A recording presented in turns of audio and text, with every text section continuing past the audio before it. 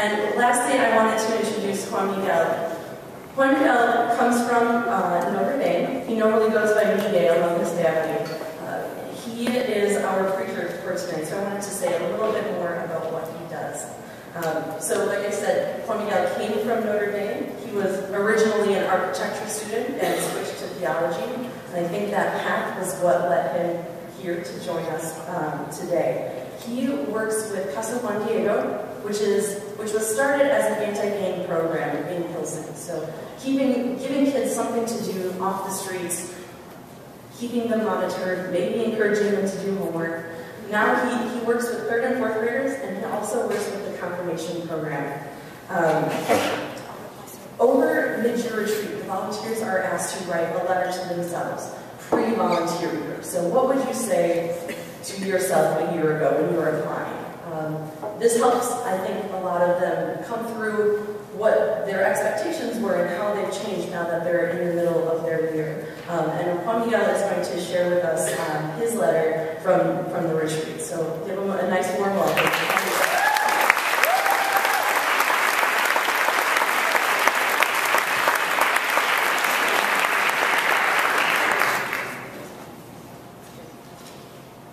Thank you, Rachel. So as Rachel said, my name is Juan Miguel, and this is a letter to myself before I was a volunteer. Dear Miguel, you should have stuck to drawing buildings. At least that's what you'll tell yourself over and over again in the coming months. You love drawing. You love buildings. You could have gotten paid to design, draw, and even build your own structures, but you threw it all away. And for what? For this? These thoughts will come. Take a moment right now to throw away all the romanticized ideas you have of what awaits you at Casa Juan Diego. You think you're going to be Robin Williams in Dead Poets Society, inspiring and revolutionizing every student you see. But you won't. You think you're going to live in such a dangerous neighborhood that you fear for your life every time you walk to and from work. But you won't. You think most of the teens you will work with will be actively involved in rivaling gangs, and you will be the Father Greg Boyle of Chicago, bringing these gangs to peace and converting them so much that they join you for 9 a.m. Mass every Sunday. But you won't. Without giving away too much, here's a more accurate description of what awaits you during the next few months at Casa Juan Diego. You will have a class of 3rd and 4th graders who at first will make you feel like nothing more than a glorified babysitter. You will endure the hours with these kids, while your mind will be in the confirmation program. We both know that's where your heart is. Here, lesson planning during the week, and delivering these lessons every Saturday, you will find solace, because you'll be under the illusion that these students really love hearing what you have to say. This will go on for several weeks, until you start to face a reality, and see that these teenagers have no interest in hearing you talk about God for 2 hours every Saturday morning. You will feel frustrated by your inability to connect with them, saddened by your failure to come up with a perfect solution, and disappointed that you are being an ineffective teacher to these kids in the area of their life that will ultimately matter most. Then, as you begin to endure instead of enjoy the hours spent in the confirmation program, the tide will begin to turn with your 3rd and 4th graders. Like tiny, expertly trained comedians, they will make you laugh with their curious comments and questions. Madeline, your first ever student, will walk in one day and excitedly announce that she is going to be an aunt. Soon, because her teacher at school, who is in no way related to her, is pregnant.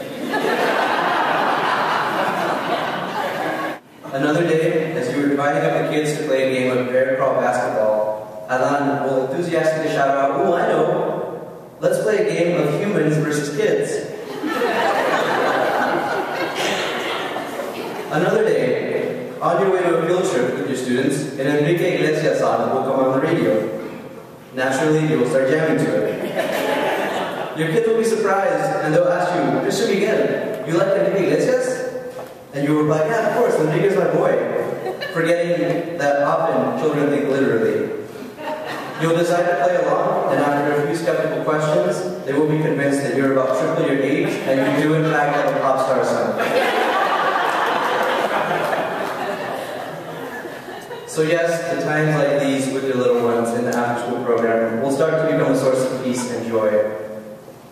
But as much as you delight in these moments, don't kid yourself. They won't be enough to distract you from the lack of engagement from the teenagers in the confirmation program. There, you will hit a point where you will want to give up. One day in class, when they have been more disrespectful and more disinterested than usual, you will abruptly end class and tell them they are dismissed from your classroom.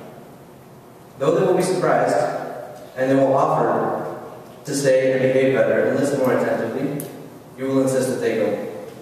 In a sad, disappointed state, more than an angry one, you will go down to the chapel, intending to pray, but instead, you will look at your obstacles, and you will doubt. You will tremble, and you will wonder if maybe God picked the wrong man for the job. You will fear that on the day you die and you face God, you will have nothing to say to Him when He tells you, "Show me the fruits of what I have entrusted to you." You will reflect on the magnitude of both your task and your failure to accomplish this task. And the thoughts will return.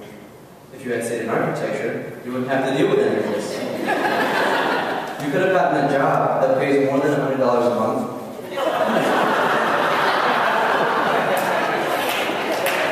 And you could have dealt with beautiful, peaceful buildings instead. Buildings don't talk back to you. They don't have angry parents trying to blame you for bad grades. They don't disrespect you, punch you, dump dirty water on you, or cry in front of you because they don't get to be line leader that day. Buildings don't push your buttons. They don't stress you out, and they don't sadden you with their apathy. Yes, these doubts will plague your mind at times, but have courage. They do not have the last word. While all of these thoughts are undoubtedly true, give thanks that God reminds you of other truths as well. No, buildings don't do any of those things that frustrate, sadden, or disappoint you. They will keep you comfortable, and probably even flatter you at times. But this is precisely why they are a waste of your time.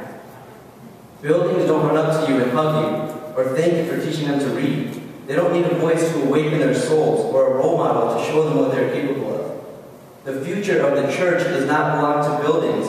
Buildings are not being formed and prepared for eternal union with God. You have been brought where you are, not because it is an easy path, because it's not. It's an incredibly difficult one. But this is not about you. This is about the children. Each child and each young person you touch is far more precious to God than even the greatest cathedral. At the end of the day, God will remind you of all this. And you will realize not only the necessity of your work, but its beauty as well. You will remember that you are not the Holy Spirit, and that conversion less often looks like Paul's, sudden and powerful, and more often looks like Peter's, slow, full of stumbles and mistakes. You will remember that you are serving God, who works on His own perfect schedule, instead of Him serving you and your impatient schedule. The week after you send your kids away from class, they will come in and apologize for their actions the previous week. And instead of going through the lesson plan, you will have a profound, 2-hour-long heart-to-heart with your students. You will discuss the real issues of life that they've always wanted to know about. And you will see in their eyes for the first time that they are truly listening. Against all advice, you will give them your cell phone number. They will begin to see you as an older brother. From that day on, you will begin to energize and engage your confirmation students. They will often text you, asking questions about their faith, or requesting prayers for a situation going on in their lives. One will even ask you to be your padrino, your confirmation sponsor. You will be honored and you will gladly accept. It may be a longer process than you would have liked, but you will get to the point where every day will provide you with peace, regardless of the stress that may have provided alongside it. Not because of any particular outcome of that day, but because you will know that faithfully and genuinely putting in the hours every day is how God is able to build His masterpiece in the lives of His children.